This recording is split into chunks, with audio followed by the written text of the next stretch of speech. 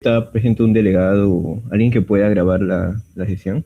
Bueno, en este caso yo voy a empezar porque Eddie me comentó que tiene un inconveniente, pero ya no sé si es que hay alguien que pueda grabar.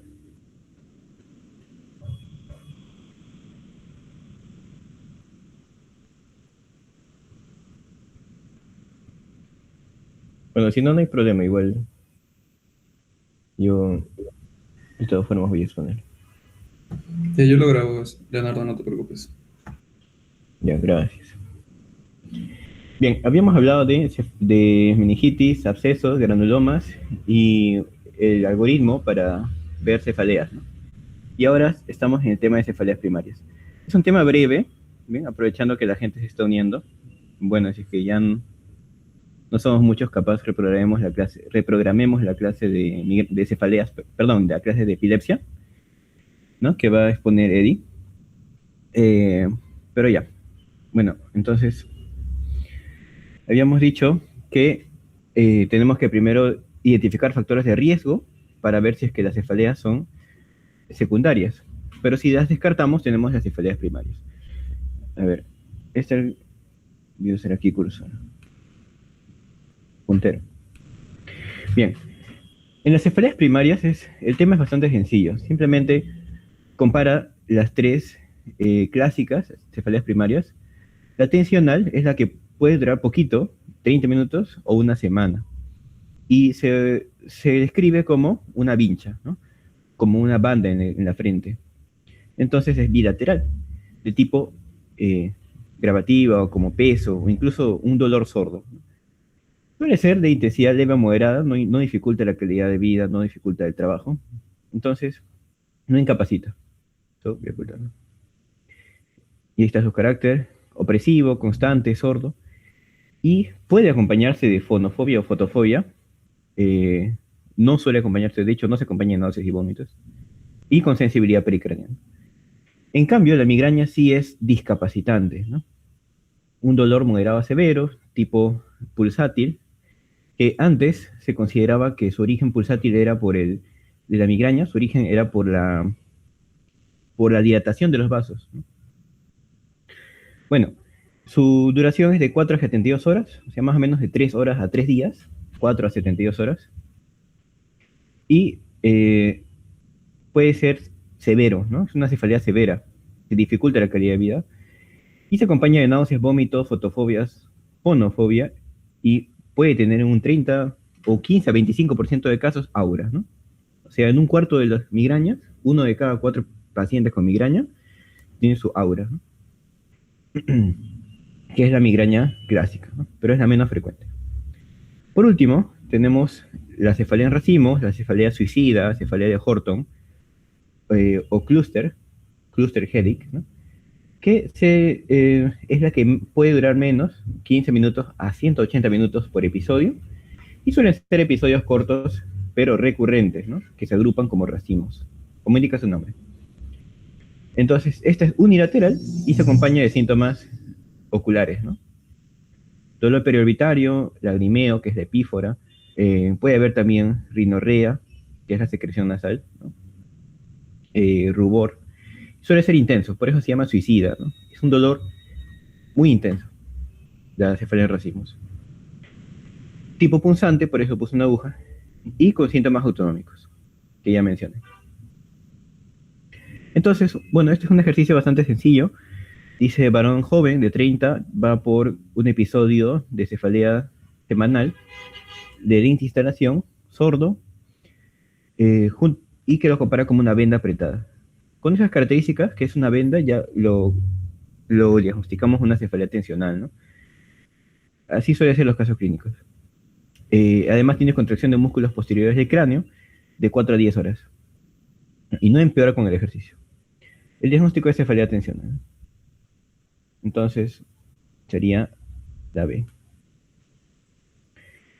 Y aquí, varón, fíjate, usualmente este tipo de cefaleas en varones.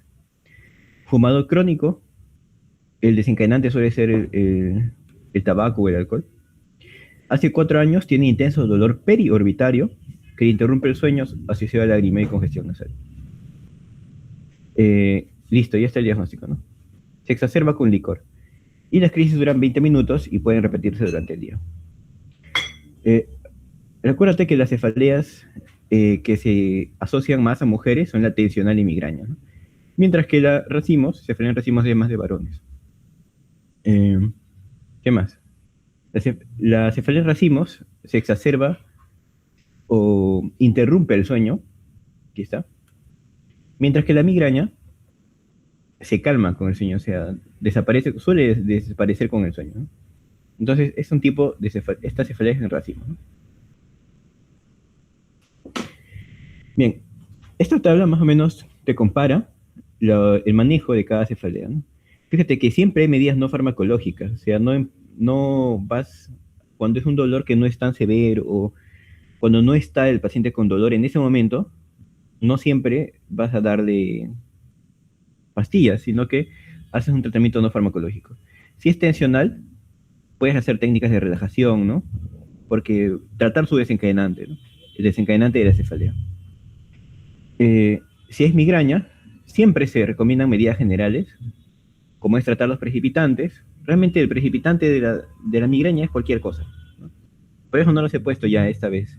Este año ya no he puesto los precipitantes porque puede ser el chocolate, la menstruación, un examen, cualquier cosa realmente. Y el tratamiento no farmacológico para la crisis, o sea, sintomático, es el reposo, aislamiento, o sea, estar en un ambiente oscuro, sin bulla, y el sueño. En cambio, cuando es cefalea en racimos,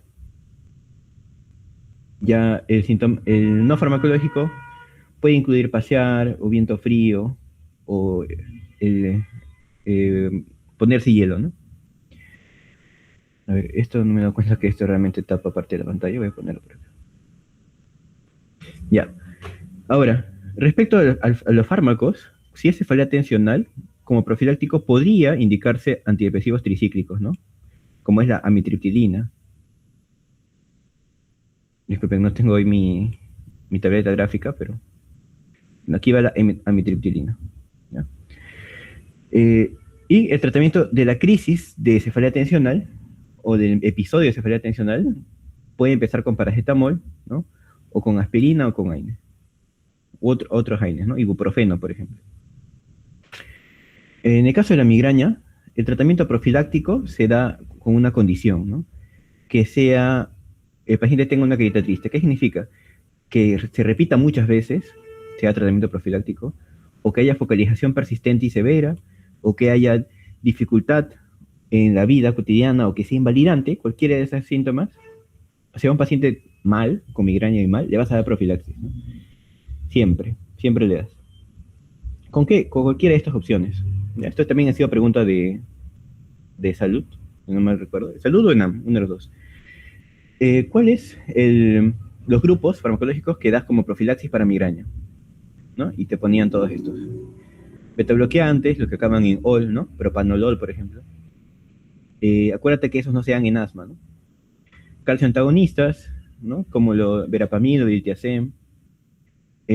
Antidepresivos tricíclicos, ya sabes, la metriptilina. Topiramato, valproato son anticonvulsivos, o los IRS, ¿no? Que son los antidepresivos.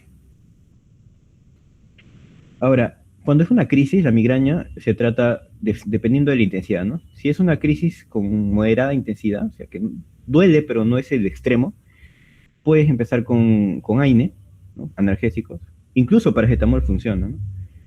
Y le añades antieméticos si hace falta, ¿no? Si está vomitando. Ansiolíticos también, podría darse. Pero si la cefalea es severa, ya puedes empezar con los más fuertes, ¿no? Ergotamina o los triptanes, como sumatriptán, ¿no? Bueno, la cefalea en racimos, su profilaxis es con prednisona, ¿no? Por 16 días.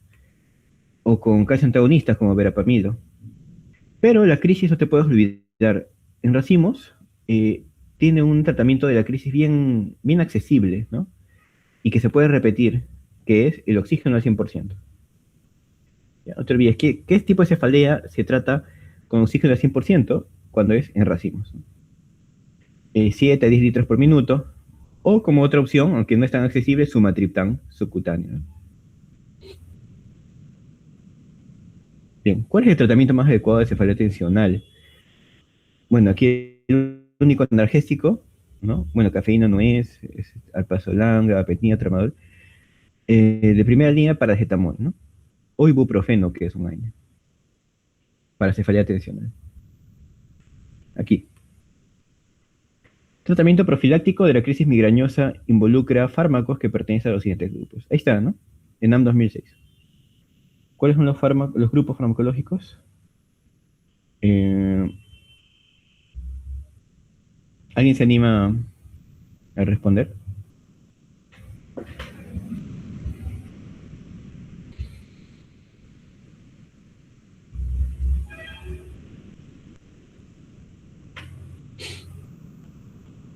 Voy a eh, voy a hacer por descarte. La E dice, a ver, antagonista, beta bloqueadores, por supuesto, ¿no? Sí dijimos. Calcio antagonistas, por supuesto. Antidepresivos tricíclicos, también dijimos, ¿no? Claro. Las otras, a ver, eh, los IES, ansiolíticos y beta bloqueantes. Ansiolíticos no son parte, ¿ya? La AN no va. Ansiolíticos es más de la crisis. Acuérdate que los ansiolíticos no se pueden dar por mucho tiempo, ¿no? La diazepam, diazepam, no se pueden dar mucho tiempo. No va como profilaxis. Igual la B tampoco va porque tiene ansiolíticos. La C tampoco. Y la D dicen también, bueno, prácticamente todas las claves que dicen ansiolíticos no van. Pero sí, la E tiene todos los grupos, ¿no? Y ahora tenemos eh, la fisiopatología de la migraña. Es cierto que migraña es un tema distinto, pero bueno, vamos a hablar un poquito más. Tenemos, empieza la migraña, estas son las 4 etapas de la migraña clásica, ¿sí? La migraña clásica solo representa un cuarto de los casos, o sea, un 15% o un 25% de los casos, ¿ya? Empieza con un pródromo, que puede durar 3 horas hasta varios días, ¿ya? Varios días, antes que la cefalea, ¿no? ¿Y por qué se caracteriza? Porque se activa el hipotálamo, ¿ya? El hipotálamo, el locus ceruleus y los núcleos de Rafe, tú sabes que tienen la función de secretar neurotransmisores, y estos tienen la función de, por ejemplo, estimular el apetito o el sueño, distintas funciones básicas, ¿no? Luego sigue el aura. El aura dura de 5 minutos a 60 minutos, ¿no? Y la cefalea, de 4 a 72 horas, que ya conocen, ¿no? Postdromo también, dura 1 a 2 días. Entonces, la fisiopato del pródromo o prodromo va a incluir factores genéticos, ¿no? Que hay varios genes asociados al... que no es importante que los recuerdes, ¿no? Pero hay factores genéticos que influyen en el inicio de la migraña, ¿no?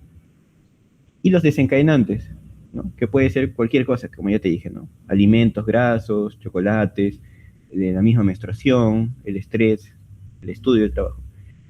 Y estos desencadenantes más los factores genéticos van a activar, no le he puesto, bueno, van a activar el hipotálamo principalmente, ¿ya? El hipotálamo que está ahí con ese puntito rosado, ¿ya? Poner la H, ¿no? Hipotálamo. También el locus ceruleus y los núcleos de Rafe, ¿no? Van a secretar dopamina, serotonina, y estos van a provocar los síntomas. ¿Qué síntomas hay en el prodromo? Como hay aumento del apetito, hay cambios del estado de humor, ¿no? Eso es lo que hay. Bueno, esta imagen representa cambios del ánimo, irritabilidad, como se ve aquí, o euforia, o incluso depresión, ¿no? También hay fatiga y antojos de comida, ¿no? Bueno, me disculparán por no poder escribir completo porque esta vez no traje mi tableta, pero ya lo rellenan ustedes, ¿no? Luego sigue el aura, que tiene, como ya les comenté, solamente un 25% de los casos de migraña tiene aura, que es la migraña clásica. Y el 75% es la migraña común, sin aura. Eso es 25. Y en el aura su fisiopatología es una depresión cortical propagada, o sea, empieza a deprimirse las neuronas de la corteza en sentido desde el lóbulo occipital hacia adelante, ¿no? Y ese motivo explica por qué el aura más común es tipo visual, ¿ya? Entonces, el aura más común es visual, bueno, ahí lo he escrito. También hay aura de tronco encefálico, ¿ya? Que se caracteriza por vértigos, por mareos, por disartria, ¿no? Vértigo, mareo. Y antiguamente esto se llamaba aura basilar, o migraña basilar, mejor dicho. Migraña con aura de tronco encefálico. También ha sido pregunta. También puede haber parestesias, ¿no? Hormigueos. Parestesias. Bueno, aquí les traje un video, no sé si se podrá reproducir, de la aura visual.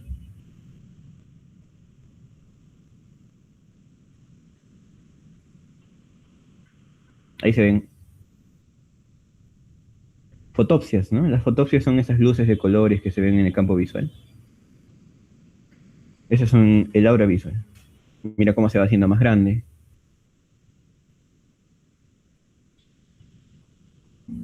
Fíjate, y esto aparece 5 a 60 minutos antes que la cefalea.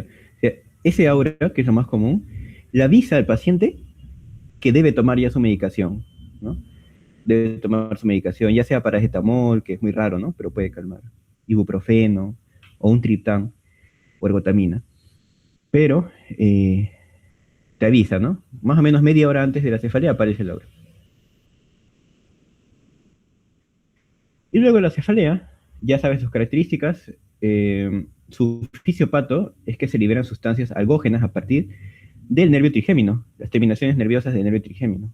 Entonces, estas sustancias algógenas, que significan provocadoras de dolor, son principalmente el CGRP, que es el péptido relacionado al gen de calcitonina, ¿no? Y el PACAP, ¿ya? Entonces, estos péptidos llegan a los vasos sanguíneos y como como un efecto colateral o como un efecto secundario, los dilatan los vasos sanguíneos, ¿no? Y pues por eso es que se encuentra la vasodilatación. Pero ya se sabe actualmente que es un epifenómeno. Ahora, si ustedes saben que su teoría de su hospital es clásica y todavía no se actualiza, entonces van a considerar a la vasodilatación como el origen del dolor, ¿ya? Pero actualmente se está considerando que no es tanto así. Es que los mismos péptidos, TGRP y PACAP, son los que provocan el dolor, ¿no? La vasodilatación es un epifenómeno. Y esto provoca la cefalea, ¿no? Ya lo conoces, una cefalea unilateral, ¿no? Unilateral, pulsátil, eh, ¿qué más? Intensa o moderada intensa, y que se acompaña de náuseas, vómitos, fotofobia, fotofobia, ¿no? Por último, el postdromo, que puede durar 1 a 2 días después de la cefalea, realmente se parece al prodromo, ya tiene síntomas de tipo espejo, o sea, parecidos, ¿no? Si es que en el prodromo había euforia, en el postdromo puede haber depresión, ¿no? Por ejemplo. Y es lo que se llama la resaca de la migraña, ¿ya? Nada más. Bien. Eh, Aquí tenemos otra pregunta, voy a sacar esto.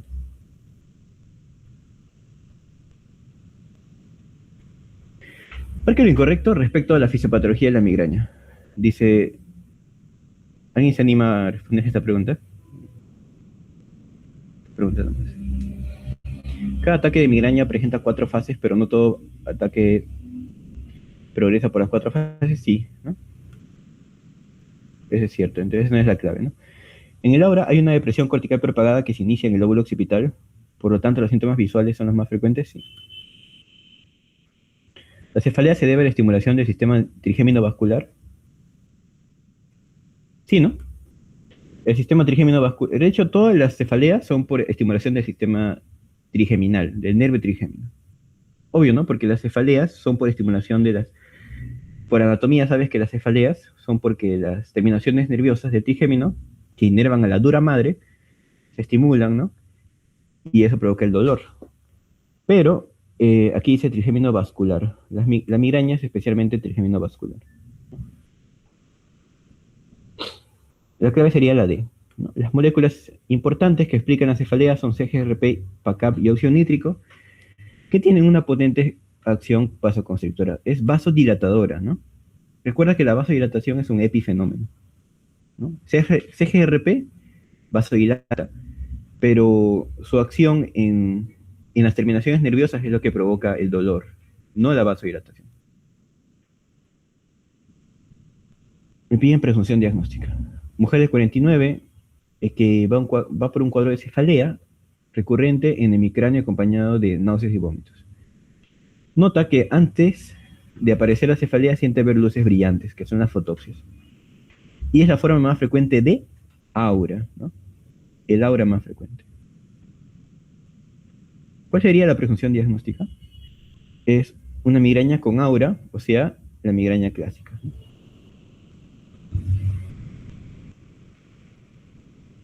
Bueno, ya estamos por terminar aquí en la parte de migraña. Es un poco de mecanismos. Aquí te puse un poco de mecanismos. Uy, perdón. Ya se está bajando la batería.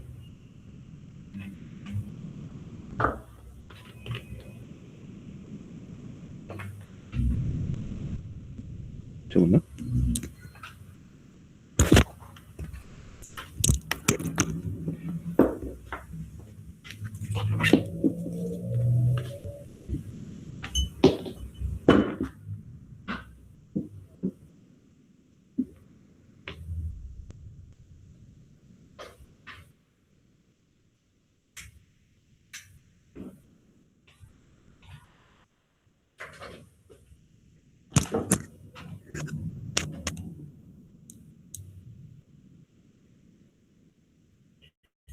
Ya chicos, ya volví. Disculpen, tenía que cargarla. Entonces, la fisiopatología de la migraña, bueno, esta es más que nada la explicación de los fármacos, ¿no? Estos son los AINES, ¿no? Está en inglés. Los AINES, ¿qué hacen? Bloquean a la sensibilización del nociceptor y a la liberación de esta sustancia algógena, que es el CGRP, inducidas por las prostaglandinas, ¿no? Entonces, si no se libera el CGRP, no hay dolor, ¿no? Eso hacen los AINES. ¿Qué hacen los triptanos, como sumatriptán? Nuevamente, inhiben que se libere ese CGRP. ¿Ya? ¿A partir de dónde? Lo ves aquí, en la neurona trigeminal, en la terminación nerviosa de la neurona trigeminal. ¿Y qué hacen los antagonistas de CGRP? Hacen un bloqueo central y periférico de los mismos efectos del CGRP, ¿no? ¿Dónde? En los vasos, ¿no? Adicionalmente te puse la ergotamina. Su mecanismo es que es agonista de receptor de dopamina, ¿no? Serotonina 1D, 5-HT1D, y bloquea la liberación de neuropéptidos. ¿Ya? Un poco de fármaco. Algunos conceptos. La migraña crónica es aquella que dura más de 15 días por mes, ¿ya? Como concepto establecido, ¿no? Al menos 15 días por mes, más de 3 meses. La mayoría de crisis deben ser de tipo migrañoso. No es necesario que todas las crisis sean migrañas, algunas pueden ser cefaleas tensionales. Y por lo menos 8 días por mes deben cumplir los criterios para migraña. Y en las complicaciones les puse el estatus migrañoso o el estado migrañoso, que es cuando dura más de 72 horas, junto con discapacidad o alteración de la funcionalidad, ¿no? Un dolor muy severo, más de 72 horas. Ese es estatus. Esto es un algoritmo que resume el tratamiento de la migraña, ¿no? Ya lo conoces. Primera línea AINE, si está contraindicado le puedes dar paracetamol. Si hay náuseas, vómitos, antiemético, metoclopramida, por ejemplo. Y si es que tiene al menos 3 episodios consecutivos sin respuesta, a un AINE le das segunda línea, que es triptán. Y podría sumarle AINE, triptán más AINE, ¿no? Que es naproxeno, por ejemplo. Ahora, igual, si es que tienes 3 episodios o más que no hay respuesta, le sumas, o le cambias, mejor dicho, a una tercera opción, ¿no? Que son los ditanes o los gepantes.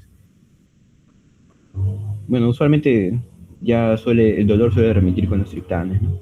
O con triptán naproxeno. ¿Qué pasa si es que hay migraña por lo menos 2 días al mes o más, ¿no? 3, 4, 5 días por mes? Ya es un montón, pues, porque incapacita, incapacita a la persona, no puede trabajar, no puede estudiar. Entonces se le da tratamiento profiláctico con todo lo que ya hablamos, ¿no?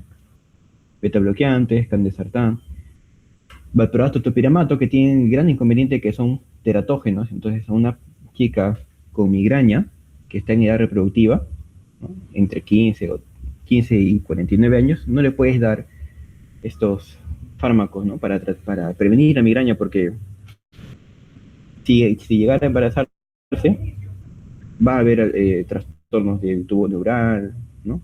Va a haber teratógenos. Bueno, que antagonistas como flunarizina, antidepresivos, anticuerpos monoclonales contra el CGRP como Erenumab y otros, ¿no? Como toxina botulínica para migraña crónica. A ver, esa es la última pregunta de cefaleas. Dice, abogada de 24 años se queja de cefaleas recurrentes.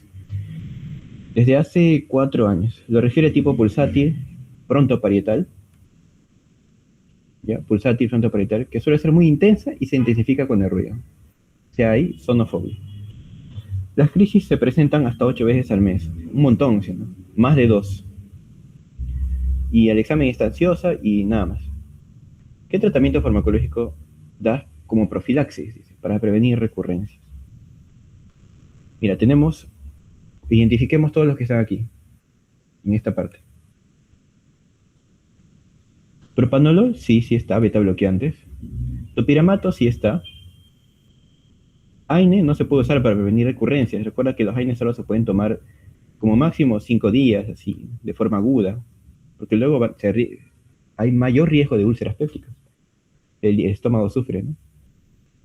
Ergotamina no es para crisis también, ¿no? Aquí en este esquema, aquí también debe estar ergotamina. Si no hay triptán, ergotamina. Ay.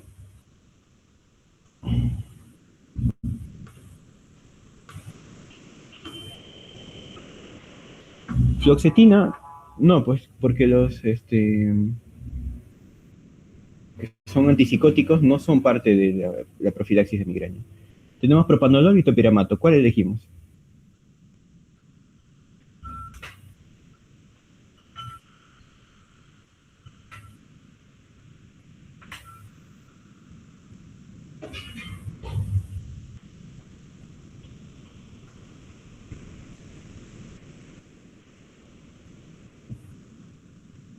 Miren, esto de aquí.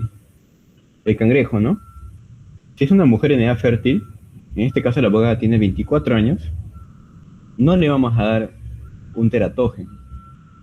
¿Por qué? Porque tienes que suponer que podría quedar embarazada y por más que tenga planificación familiar, que tenga métodos anticonceptivos, pues ninguno de ellos es seguro, ¿no? Entonces, para prevenir eso, se le da uno que no es teratógeno, que es propanolol. Recurrencia. Para prevenir recurrencia de migraña. ¿Ya? El último tema, que es neuralgia de trigémino. Esto no es una cefalea, es una neuropatía. Bueno, lo puse aquí porque también lo ponen en su sílabo. También ponen artritis de la arteria temporal o artritis de células gigantes, ¿no? Pero ya es un tema bien, bien pequeño, ¿no? Que trata de un adulto mayor que tiene dolor a nivel de la arteria temporal, claudicación mandibular, o sea, le duele cuando mastica, puede desarrollar ceguera, por lo tanto es una emergencia. Y su tratamiento es prednisona, ¿no? Artritis de la temporal. También se diagnostica con BCG muy, muy alto, o sea, la velocidad de sedimentación que era muy alta, como 100, y entonces unos eritrocitos veloces, ¿no? Y su tratamiento prednisona. Bueno, esa es artritis temporal. En neuralgia, en epidemia piensas en mujeres. Mayoría mujeres, más de 40 años. ¿Ya? ¿Qué más? La primaria o clásica es la forma más común y esta es su alicia, ¿no? Te he puesto alicia también de las otras cefaleas. Paroxístico súbito, inicio segundos a minutos. Frecuentemente afecta los territorios del quinto 2 maxilar y quinto 3 mandibular. ¿Ya? Entonces te va a venir un caso de una señora que se cepilla los dientes y llega la descarga eléctrica. ¿No?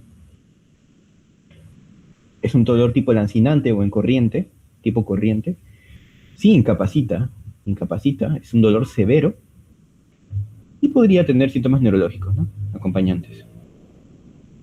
Ahí están las áreas gatillo, ¿no? Que pueden aparecer el dolor al bostezar, al masticar, al cepillarse, al tragar o al hablar incluso. Inclusive al hablar. ¿No? ¿Qué más? Fíjate en la edad. La neuralgia de trigémino se presenta en mujeres mayores de 40 años. Eso es lo típico. Si en un caso o en un paciente ves que una mujer tiene síntomas de neuralgia de trigémino, pero menos de 40 años, sospechas en otra cosa. Sospechas en esclerosis múltiple. Una mujer joven con síntomas de neuralgia de trigémino. ¿Ya? ¿Qué más? Y otros síntomas, otros diferenciales, ¿no? Tumores. ¿Cómo se trata la neuralgia de trigémino? Carbamazepina. Fijo, ¿no? Carbamazepina, primera línea, o si no, gabapentina o pregabalina. Pero principal, carbamazepina. ¿Ya? Entonces, el caso te va a venir así, ¿no? El caso clínico dice, mujer de 35, joven, en este caso está en el límite, ¿no? Está acercándose a la edad, pero todo lo demás indica que es neuralgia. Bruscamente presenta dolor lancinante, paroxístico en el maxilar derecho, o sea, territorio de B2, quinto 2, que por momentos irradia hacia la región ocular, se exacerba al tocar la piel y se pierde los dientes. Ahí está, en la zona gatillo, ¿no? Examen, dolor a la palpación superficial de la zona comprometida, no déficit neurológico, y me piden tratamiento. Me están dando todos los datos para pensar que es una neuralgia, ¿no? Me piden primera línea de tratamiento, carbamazepina. Eh, ya, si es que te quieren hacer pensar que es neuralgia, que es esclerosis múltiple, te van a poner otras cosas, ¿no? Por ejemplo, que tienen neuritis óptica o que sus síntomas se intensifican en el verano o al hacer ejercicio, con el calor, ¿no? Ya ese es otro tipo de casos. ¿No? Pero igual su oreja debe estar parada de ustedes cuando vean mujer muy joven con síntomas de neuralgia trigémina. Listo, chicos, acabamos esta parte de lo que faltaba terminar de migrañas y cefaleas primarias y neuralgia. Entonces, voy a ver si es que ya hay gente para que empiece la otra clase. Y ya pasamos epilepsia, creo, para otro día, ¿no, Medi? Porque parece que hoy no tienen mucha Hola, disponibilidad. hola chicos, buenas noches. Estaba hablando con este Duncan, me dijo que creo que ya lo haré, como lo están grabando, normal lo podemos hacer, creo, y ya lo ven, porque si no se van a cruzar con más repasos que vienen adelante, pues. Sí, ¿no? Ya, Sí, mejor. sí. Con tal que lo estén grabando. Ujú. Ya se durmió, creo, que estaba grabando. ¿Quién estaba grabando? No, sí, sí lo sigo grabando. Ah, ya, gracias. Ya, chicos, un gusto y nos vemos. Hasta la próxima. Ya, gracias, Leonardo. Y a ver, chicos, vamos a empezar con el repaso de epilepsias. Voy a tratar de hacerlo lo más rápido que pueda, porque ya que hay pocos, y lo más preciso posible, ¿ya? Voy a compartir.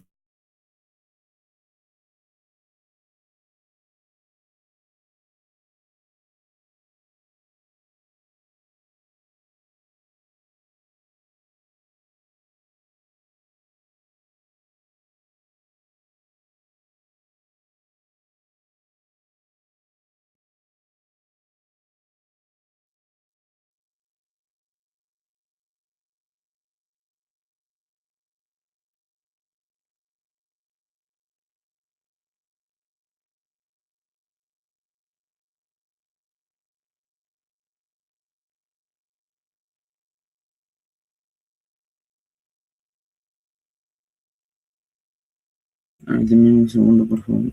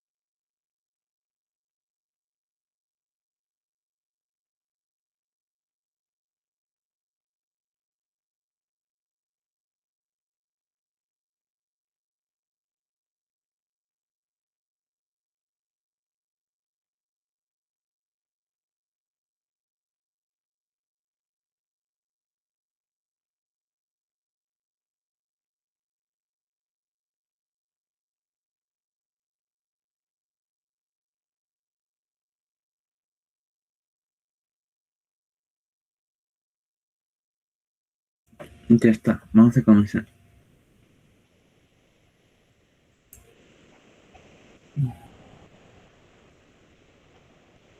Ya, bien, chicos. Vamos a empezar con epilepsias.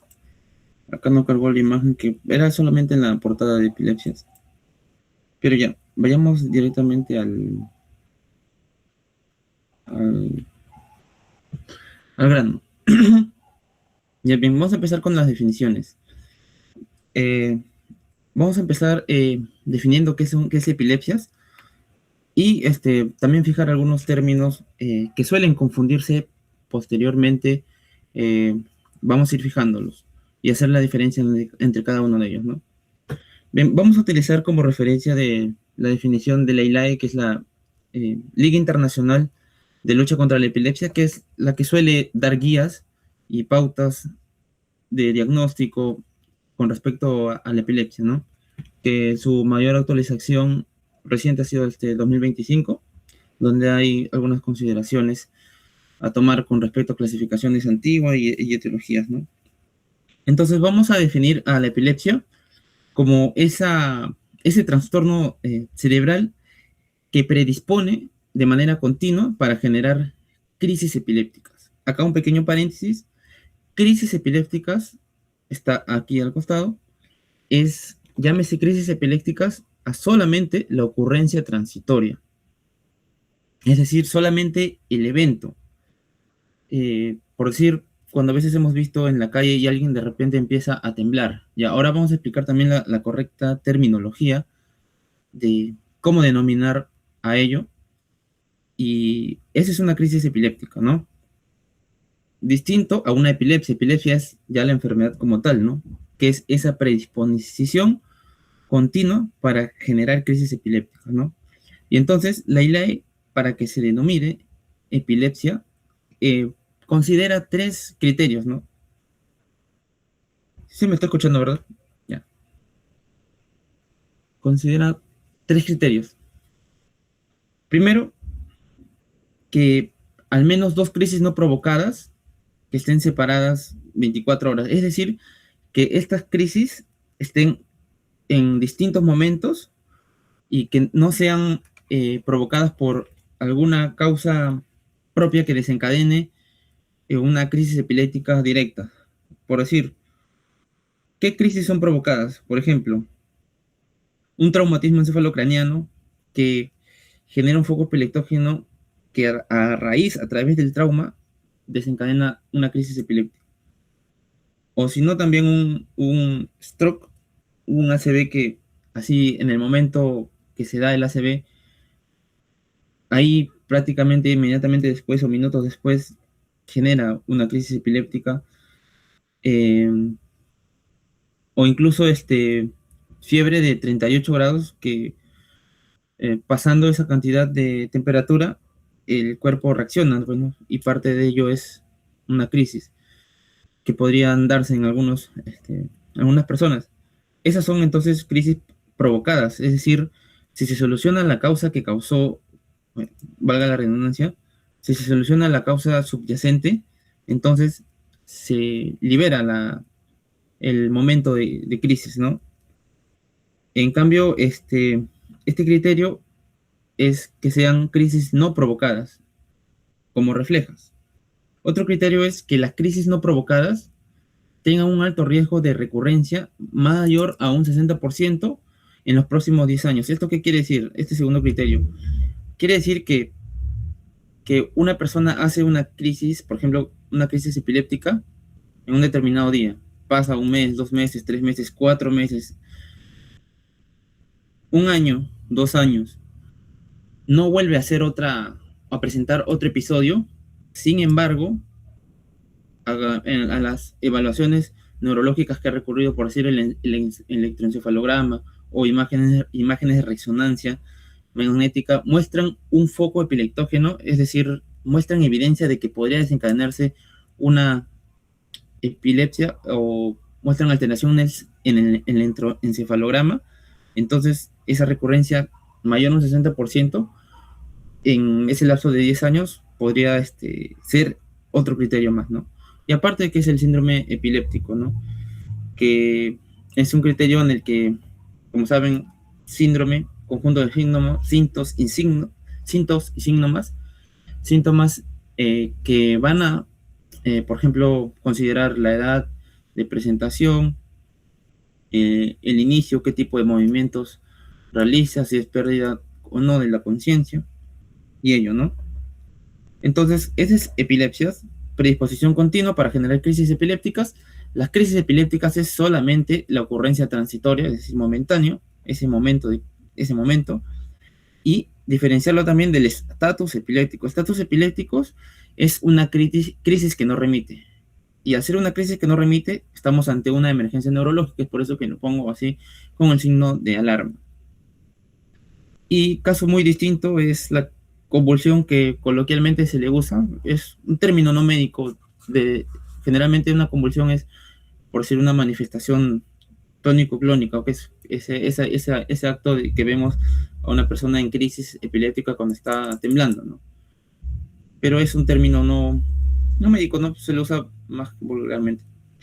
Bien, acá también podríamos considerar que, a modo de epidemia, que la incidencia es mayor, sobre todo en la infancia y en adultos mayores, ¿no? Ya por las distintas etiologías que vamos a ir explicando. Aquí, fisiopatología, por ejemplo, acá tienen que llevarse lo siguiente.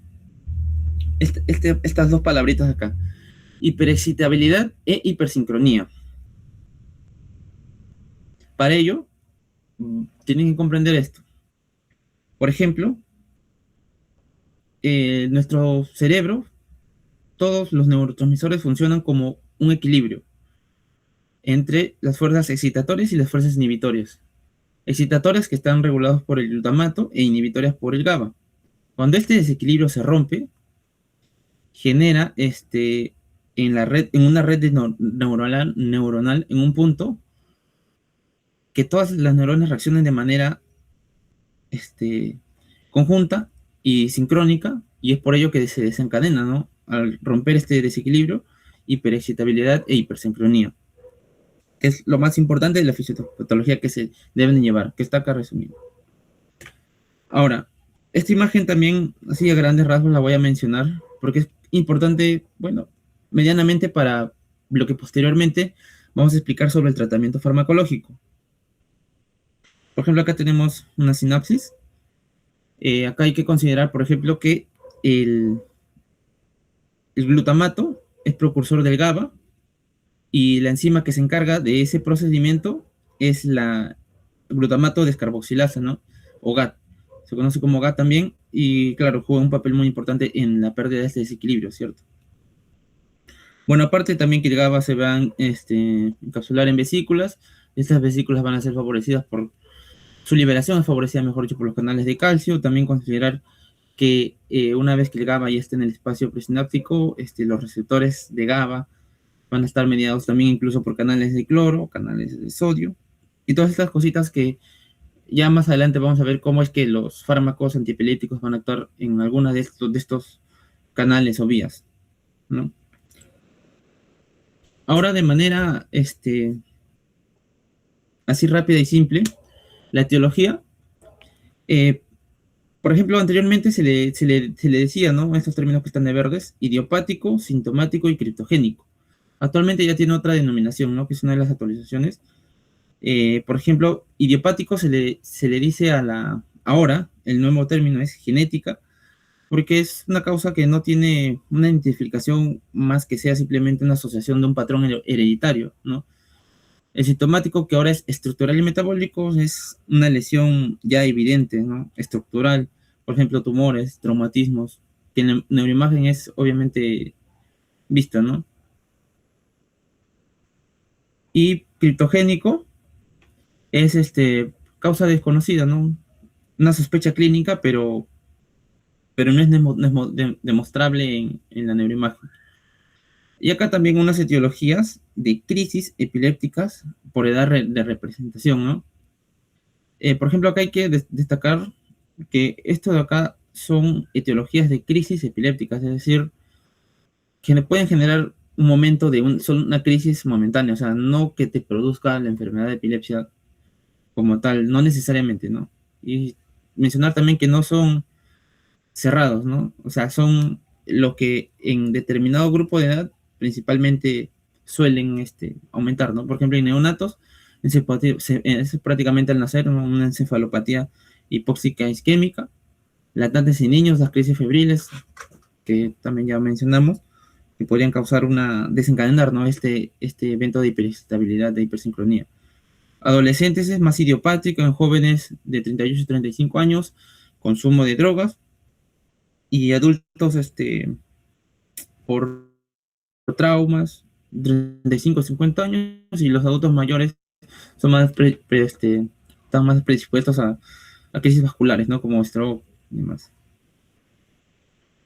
Ya, aquí sí, esto es una lista muy grande, no es tampoco necesario que se lo memoricen, porque en realidad eh, hay que saber acá algunas cosas nada más. Por ejemplo, etiológicamente en sí, la ILAE señala que estas son las 5 etiologías. Falta una más que es la de origen desconocido. Acá de todas maneras está la lista para que lo tengan en cuenta, pero acá lo importante es lo señalado con rojo, ¿no? Que es medianamente importante porque en sí no es tan... Es muy datero, sería muy datero. Lo importante aquí es reconocer cuál es la etiología, ¿no? Por ejemplo, tenemos etiología genética, que hay una alteración, una fuerte evidencia de base genética, ¿no? Antepasados, así. Tenemos epilepsia mioclónica juvenil, síndrome de Dravet, con este gen particular en específico. Tenemos a la etiología estructural, que ahí existe una lesión cerebral capaz de explicar esta crisis, ¿no? Por ejemplo, algo muy clásico, que es una lesión cerebral traumática y genera un foco epileptógeno en esa lesión. Por decir, hay un trauma, eh, después de la operación quedaste vivo, pero ese trauma dejó un foco epileptógeno que te genera crisis epilépticas a repetición ya de repente para toda tu vida. Y bueno, esa es una etiología, ¿no? O si no, la presencia de tumores, un tumor estando ya implantado, e incluso cuando se reseca ese tumor luego de una cirugía, igual puede dejar un foco epileptógeno en el cual genere crisis epiléptica, ¿no? Y esclerosis hipocampal también, que es en la zona del temporal, ¿no? Afecta lo que controla el hipocampo, ¿no? Memoria emocional, eso. Y etiología metabólica, deficiencia del transportador de glucosa tipo 1, también tenemos epilepsia dependiente de piridoxina, etiología múltiple, inmune, estos encefalitis por anticuerpos contra el receptor NMDA. Y bueno, entre otros más, ¿no? Es una lista larga. Y esta de acá, aún más importante, etiologías infecciosas, ya que en nuestro país tenemos que considerar siempre la neurocisticercosis, porque somos una zona endémica en ello, ¿no? Que puede producir precisamente cuadros epilépticos. Encefalitis espética también, tuberculosis del sistema nervioso central. Aquí en Perú, sea en cualquier sistema, no solamente un neuro, un neumo, en varios, siempre tienes que considerar tuberculosis del sistema nervioso. Bueno, citomegalovirus también, y entre otras enfermedades infecciosas, ¿no? Bien, acá estamos ante la clasificación de los tipos de crisis epilépticas según la ILAE, ¿no? Aquí, primero, ¿qué es lo que tienen que entender sí o sí? Por decir, antes de señalar los nombres propiamente, se tienen que plantear una sola pregunta, que es cuando vean o veamos una crisis, ¿qué es lo primero que debemos saber? La pregunta sería, ¿dónde comenzó? Es decir, si esa crisis comienza en un solo lado, en una sola área o en un hemisferio, es una crisis de inicio focal. Si esa crisis en el cerebro inicia de manera bilateral en ambos hemisferios, es generalizado, y de inicio desconocido es cuando no se puede precisar si viene de un lado, del otro o de ambos, ¿no? Entonces, Vamos a explicar la crisis de inicio focal, ¿no? Más que nada con ejemplos para que no solamente trate de aprender nombres y nombres. Bueno, vamos primero con las focales. Acá, imaginarse que la descarga comienza solamente en la corteza motora que controla la mano derecha. Es decir, el foco epileptógeno se da justo en donde está controlado un área motora de que se controla la mano derecha. Entonces, aquí el paciente podría expresar con movimientos repetitivos de esa mano, es decir, ya sea un movimiento brusco de esa mano, o sea, solamente en en una mano, eso digamos que orienta, ¿no? A que la crisis comenzó de manera focal, porque es focalizada a un solo lado y en este caso se va solamente a un miembro superior, ¿no?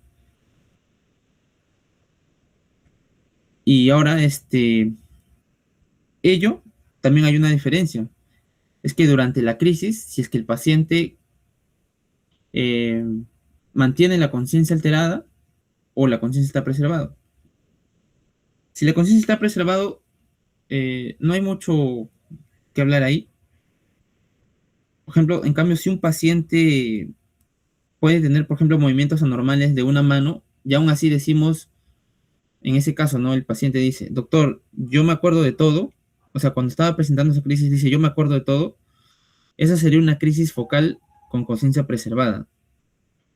Pero en cambio, si otro paciente puede quedarse mirando fijamente y no responde adecuadamente, y después incluso no recuerda lo ocurrido, ahí hablamos de una crisis que es focal, pero con una conciencia alterada, ¿no? Porque hay pérdida de la conciencia ahí en ese determinado momento, ¿no? Ahora, ¿qué significa inicio motor o inicio no motor?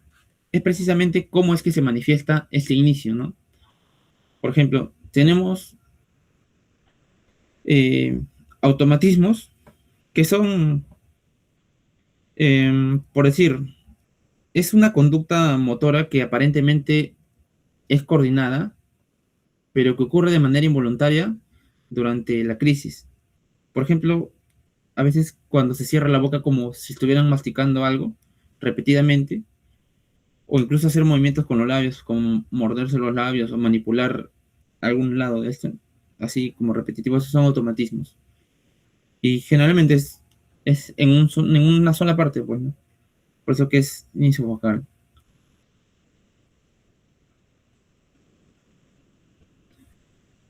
Ujú. Ahora, por ejemplo, eh, aquí en inicio motor tenemos estas manifestaciones, ¿no? Clónica, atónica, que es tónica, por ejemplo. Tónica es, acá también lo había puesto, pero este es para esto, porque no tenía mucho espacio y lo coloqué aquí, pero no es que sea solamente, es para explicar, ¿no? Que es tónico, hace referencia a una hipertonía, trismus, midriasis, incontinencia o taquicardia. Es un aumento de la tonicidad, ¿no? Puede haber rigidez, por decir, en una extremidad inferior, superior, o incluso ello, ¿no? Espasmos, también clónica, que son movimientos rítmicos, ese es el inicio motor, ¿no? El inicio no motor ya son, o sea, la manifestación no es un movimiento, sino es más que nada miedo, por ejemplo, cognitiva, por ejemplo, algunos problemas de cálculos, social, de repente le causa una sensación de miedo, de pánico, sensorial, incluso hay similar a las migrañas, ¿no? Que pueden incluso escuchar zumbidos o cosas que no manifiesten un movimiento, ¿no? Por eso son no motoras. Ahora, también hay que considerar que si bien una crisis puede iniciar focalmente, puede pasar a bilateral, ¿no?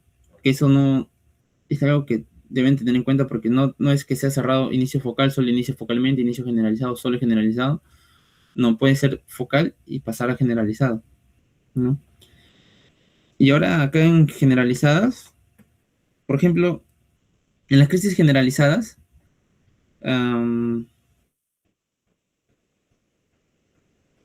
vamos a definir, por ejemplo, ya lo que ya más o menos estaba mencionando, ¿no? Tónico, rigidez. Por ejemplo, tónico significa, pues, no aumento sostenido del tono muscular, el paciente se pone rígido, hay una hipertonía, y como es generalizada, es prácticamente esa hipertonía por la contracción de los músculos, te tumba al piso y te quedas ahí. Puede haber trismos, que es esa rigidez de la mandíbula para abrir la boca. Midriasis, taquicardia, aumento de la presión. Clónico se hace referencia a movimientos, sacudidas rítmicas, ¿no? Son movimientos. Y también, por ejemplo, aquí manifestaciones miotónicas clónicas, que es básicamente el orden, ¿no? Que primero es mioclónico, después tónico y después clónico, ¿no? O sea, primero rigidez y luego sacudidas rítmicas. Y atónicas, pues, que no hay, perdón, más bien es pérdida de la tonicidad, ¿no? Flacidez. Esos son de inicio motor, ¿no? Y el inicio no motor, más bien son, por decir, lo que se conoce como ausencias, ¿no? Que acá a veces muchos se suele confundir, dicen pérdida de concentración. En sí va más allá de eso, ¿no? En sí se trata de una interrupción súbita y breve de la actividad. Por ejemplo, un ejemplo aquí en crisis de docencia. Por ejemplo, un niño está conversando con su compañero y le dice, ayer fui al colegio y se queda así pasmado y de repente se queda mirando fijamente hacia un lado, pasa eso unos breves segundos y después continúa, regresé a mi casa. Y entonces esa es una ausencia típica, ¿no? Donde está haciendo o está diciendo o haciendo algo, se detiene súbitamente y después continúa en lo que estaba, ¿no? Diciendo. Y aquí clásicamente hay un patrón típico en el electroencefalograma de la crisis de docencia típica, que es precisamente nuestra punta onda generalizada de 3 Hz. ¿No? Que lo pongo ahí porque ha venido una pregunta. Y bueno, el inicio desconocido es también inicio motor, no motor, y puede ser también tónica clónica o motor, ¿no? También, pero esta no es de inicio desconocido, pues, ¿no? Como mencioné, no se sabe si empezó en un hemisferio o en el otro, o en ambos. Y acá, más que nada precisando lo que ya habíamos mencionado, que la crisis epiléptica es precisamente un evento transitorio, con una actividad neuronal anormal, excesiva y sincronizada. Y de manera práctica lo podemos mencionar, ¿no? Que es la crisis epiléptica es ese evento transitorio y la epilepsia sería la predicción a crisis recurrente, ¿no? Es reforzando los dos conceptos que habíamos mencionado en un inicio. Y ahora, ¿qué pasa si el evento transitorio, o sea, una crisis epiléptica, no remite y evoluciona a un estatus epiléptico? Eso estamos ante una emergencia neurológica, ¿no? Que también habíamos mencionado. Ahora, esta emergencia neurológica tiene dos lineamientos, ¿no? Por ejemplo, acá el estatus epiléptico, por ejemplo, cuando esa actividad neurológica epiléptica no termina, estamos ante un estatus epilépticos y hay una serie de intervalos, ¿no? Por ejemplo, cuando tenemos mayor a 5 minutos, mayor a 30 minutos. Pues, ¿qué significa esos 5 y 30 minutos? Son tiempos. En el AIE la llaman tiempo 1 y tiempo 2. Es decir, este primer tiempo T1 nos dice que aquí debemos empezar a tratar ya el estatus, porque ya una crisis que no remite, una crisis epiléptica que supera los 5 minutos, ya nos incita a actuar, ¿no? Más adelante vamos a ver cómo es el manejo. Y ahora el tiempo 2, ya si supera esto, ya nos habla de que posterior a esos 30 minutos o si supera eso, ya los daños son sumamente severos, ¿no? Las secuelas ya posterior a ellas incluso pueden comprometer la vida. Y otro lineamiento es, perdón, que se dan 3 o más crisis repetidas sin recuperación de la conciencia, ¿no? O sea, no se trata solamente, acá me faltó explicarles que no necesariamente es una crisis que sigue, sigue, sigue. Puede tratarse de varias crisis continuas, pero que sean tan continuas que ya superan estos intervalos de tiempos, ¿no? Ese es con respecto al estatus epiléptico. Siguiente. Y acá, para ver el diagnóstico, por ejemplo, esto agrupé en 3, que son los principales. Una historia clínica detallada, hay que considerar bastantes cosas, ¿no? La edad, hay que ver, hay que preguntar, indagar si cómo se presentó. Acá en la historia clínica se busca determinar cómo inició, ¿no? O sea, hay que preguntar, en el caso de no haber visto, hay que preguntar cómo inicia. Si inicia focalmente, si inicia de manera generalizada, o de repente cuál fue el desencadenante o algo, ¿no? También vamos a ver electroencefalogramas, que acá está, ahorita lo voy a emplear un poquito, y neuroimagen, ¿no? Que es en resonancia magnética o tomografías, ver presencia de lesiones estructurales que puedan determinar o desencadenar un foco epileptógeno. Y acá es en encefalografía, por decir, este es un patrón normal de un electroencefalograma, donde no hay descargas epileptiformes. En cambio, este es muy distinto, un electroencefalograma que está bastante alterado, ¿no?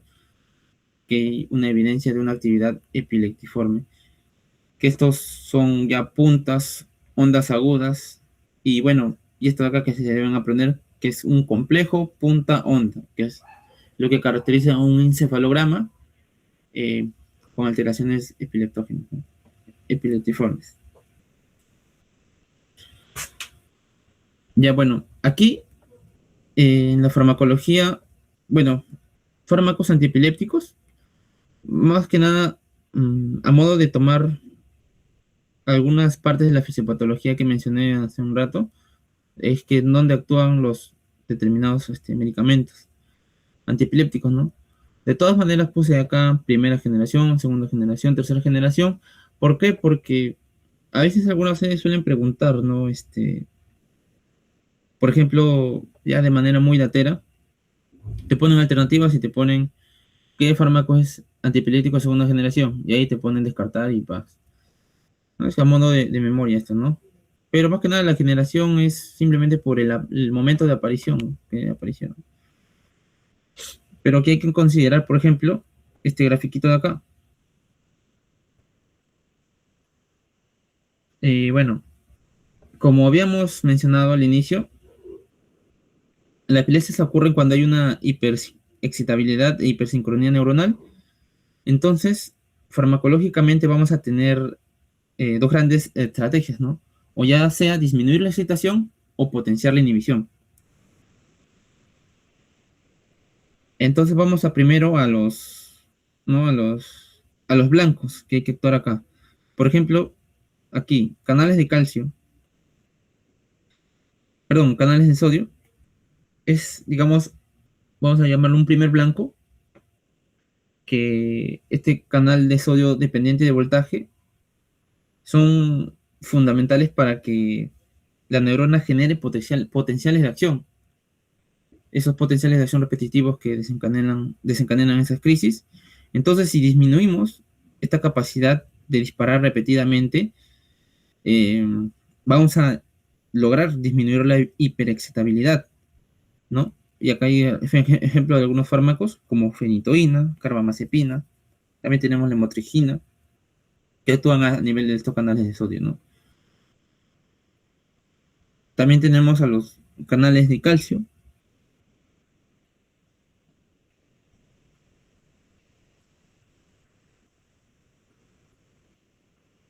Ujú. Aquí a los canales de calcio, por ejemplo, igualmente, ¿no? Estos participan en la liberación de ayudan, ¿no?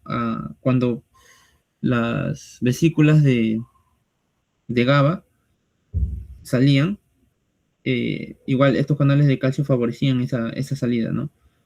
Es por eso que aquí a nivel de los canales de calcio, la gabapentina y pregabalina actúan sobre algunas subunidades del calcio, ¿no? En este caso es esta alfa 2 gamma, y reducen esta liberación de neurotransmisores excitadores, ¿no? Ahora, acá también mencioné que después de que el glutamato se convierte a GABA, se englobaba, ¿no? en unas vesículas. Ahora esas vesículas tienen unas proteínas, por ejemplo, es la SV2A, que por ejemplo, el levetiracetam hace que haya una, o sea, ayudan, ¿no? Está relacionada con la función y liberación de esta vesícula. Incluso acá también, por ejemplo, con respecto al glutamato, esta de acá, tenemos al perampanel, que es un antagonista no competitivo de este receptor AMPA, el cual ayuda, ¿no?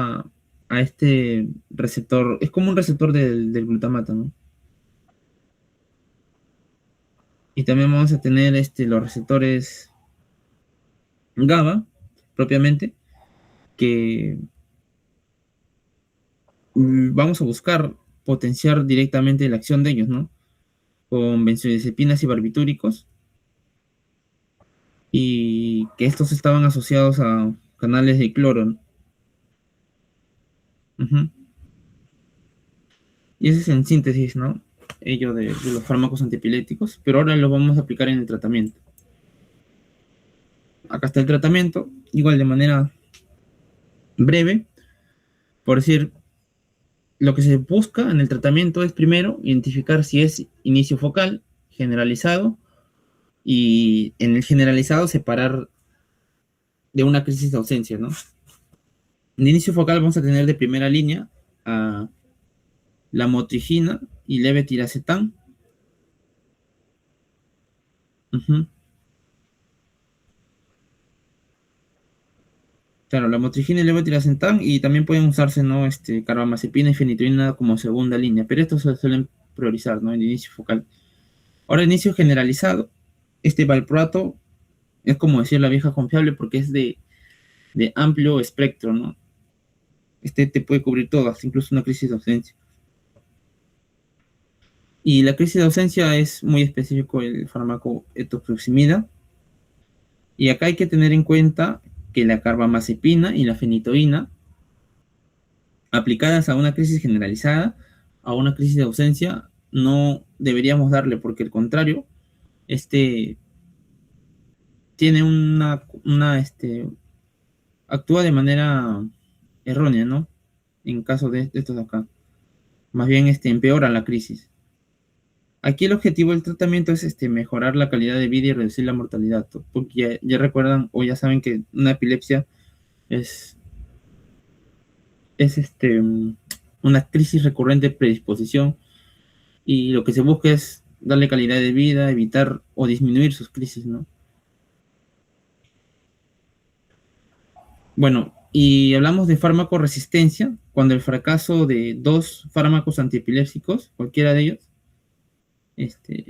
no son efectivos, ¿no? Ahí ya se usan otros tratamientos como por ejemplo ya cirugía, previa identificación del foco epileptógeno, neuroestimulación, estimulación vagal y dieta cetogénica, ¿no?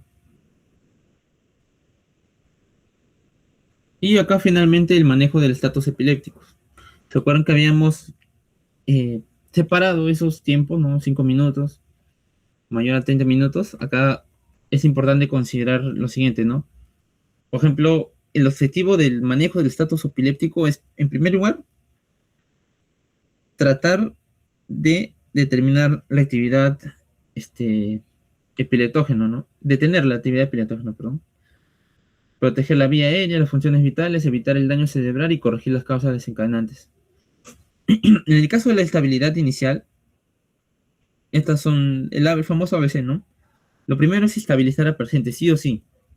Aquí evaluar la vía aérea, la respiración, la circulación, monitorizar todos los signos vitales, generar un acceso vascular y hacer una evaluación rápida neurológica, ¿no? E incluso aquí debemos de tener en cuenta, por ejemplo, si hay algunas crisis que son prolongadas, debemos comprobar también acá la glucosa, porque una alteración metabólica que se puede corregir, digamos, puede estar, que puede estar manteniendo la crisis, manteniendo la crisis, si se puede corregir, se corrige. Y mientras estamos dando soporte, brindando soporte según el ABC, hay que tratar de identificar la causa. Y ahora, después de ello, pasaron los primeros 5 minutos. Aquí la primera línea de actuar son las benzodiazepinas, ¿ya? Por decir, la principal línea son las benzodiazepinas porque potencian rápidamente la inhibición GABAérgica. Como hace un rato explicaba en el esquema, estas benzodiazepinas actúan directamente en los receptores GABA y buscan más bien aumentar la inhibición, ¿no? Y bueno, estos son los fármacos benzodiazepinas bien consideradas en esta parte. Lorazepam 4 miligramos o diazepam, ¿no? 10 miligramos. Pero ideal es en acceso endovenoso, pero ustedes saben que en plena crisis de repente está haciendo una crisis tónica, clónica, no va a ser posible de repente el acceso venoso y se le puede dar midazolam 10 miligramos de manera intramuscular, ¿no? Es más rápido. O sea, más fácil de aplicar, mejor dicho. Y ahora, como segunda línea, pasado esos 5 minutos, de repente, si no remite, aquí ya se consideran fármacos antiepilépticos de manera buscar el acceso venoso como sea y pasarlo, ¿no? Por ejemplo, levetiracetam, valproato, fenitoína o fosfenitoína, independientemente de su centro de acción, de cual sea su centro de acción, ¿no? Cualquiera de estos tres son los más aceptados. Y ahora, ¿qué pasa si el origen es tan fuerte que genera que se transgrede esta barrera de los 10 a 30 minutos, donde ya estamos hablando ya de una posible secuela posterior a los 30 minutos de una crisis epiléptica, de un estatus epiléptico? Se le considera refractario. Aquí ya hay que hacer ya de manera urgente una anestesia y llevarlo a tratarlo en UCI, ¿no? Porque simplemente aquí se busca ya una sedación con distintos fármacos que los van a anestesiar: propofol, midazolam, incluso fentobarbital, ya darle soporte, intubación, ventilación mecánica y siempre estar monitorizando, ¿no?, electroencefalograma. Y bueno, eso sería el manejo, ¿no?, del estatus epiléptico. Y bien, eso sería todo por esta exposición. Yo tengo un banquito de preguntas que seleccioné de todas las bases anteriores. Se lo voy a pasar al delegado para que lo comparta. Y bueno, muchachos, esto sería todo por esta parte de epilepsias. Bueno, gracias por su participación. Si que tienen alguna pregunta, me la pueden hacer llegar. O bueno, en todo caso ya pasamos a retirarnos, ¿no?